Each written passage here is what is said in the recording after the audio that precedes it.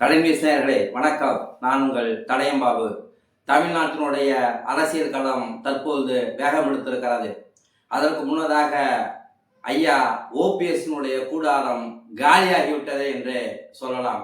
அவர் விஜய் பக்கம் போவார், திமுக பக்கம் போவார் என்று சொல்லிக் கொண்டிருந்தார்கள். ஆனால் அவர் போவார் என்று சொல்லிக் கொண்டிருக்கும் நேரத்திலே அவரோடு ஆதரவாளர்கள் மனோஜ் பாண்டியன் போய்விட்டார், ஜேசிடி பிரபாகரன் போய்விட்டார்.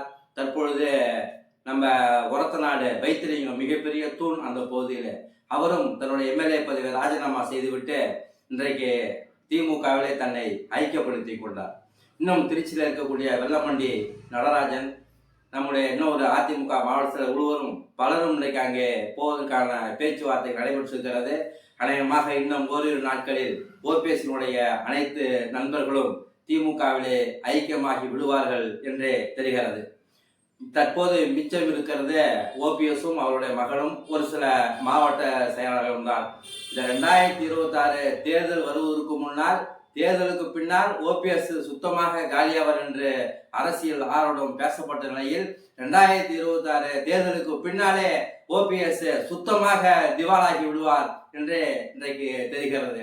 அந்த கட்சியில பாத்தீங்கன்னா அவர் மகன் மட்டும்தான் இருப்பாங்க, ஒரு சில மாவட்ட இருப்பாங்க. அதாவது அரசியல்னா சம்பாதிக்கிறத தாண்டி செலவு செய்யணுங்க. ஓபிஎஸ் ஐயா அவர்களை பொறுத்த வரைக்கும் பார்த்தீங்கன்னா ஒன்லி இன்புட்டு தான், அவர் அவுட்புட்டே கிடையாது. அவர் இந்த செலவு செஞ்சார், இந்த இப்போது உதவி செஞ்சார், இந்த தான தர்மம் பண்ணார், இத்தனை கட்சியாருக்கு வாழ வச்சார், இத்தனை கட்சியாருக்கு செஞ்சு கொடுத்தார், இத்தனை கட்சியை வேலை வாங்கி கொடுத்தார் என்கின்ற ஒரு தகவலும் இன்றைய வரைக்கும் யாருடைய காலையும் விழுந்திருக்கார். அந்த அளவுக்கு ரொம்ப கெட்டிக்காரர் அவர். அந்த காசு விஷயத்துல கெட்டிக்காரர், வாங்குவார் ஒழிய ஆனா வெளியில கொடுத்ததா இது வரைக்கும் வரலாறுல. எம்ஜிஆர் பேரை சொல்றாரு, ஜெயலலிதா பேரை சொல்றாருன்னா அந்த பேரு சொல்றதுக்கு தகுந்தாத போல தான தர்மங்களையும் அடுத்தவர்கள் உதவிகளையும் செய்ய வேண்டும் அரசியல்ல. ஆனா அண்ணன் ஓபிஎஸ் அப்படிலாம் இல்லை. ஏன்னா அவரு கொடுத்து பழக்கம் இல்லைங்க ஐயா அவர்களுக்கு. அதனாலதான் இன்னைக்கு ஐயா ஓபிஎஸ் கட்சியிலேருந்து எல்லாமே அவர் அணியிலிருந்து இன்னைக்கு எல்லாம் திமுக பக்கம் ஐக்கியமாயிட்டு இருக்கிறாங்க. கடைசி எஞ்சி இருக்கிறது அவரும் அவருடைய மகன் மட்டும்தான். கடைசியில் ஓபிஎஸும் தன்னை திமுகவில் இணைத்து கொண்டாலும் ஆச்சரியப்படுவதற்கு இல்லை என்றே தெரிகிறது.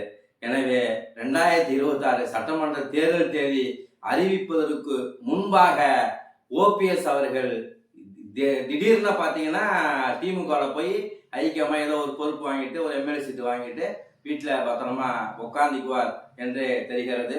ஓபிஎஸ் அரசியல் வாழ்க்கை இதோடு முடிந்துவிட்டது. நன்றி, வணக்கம்.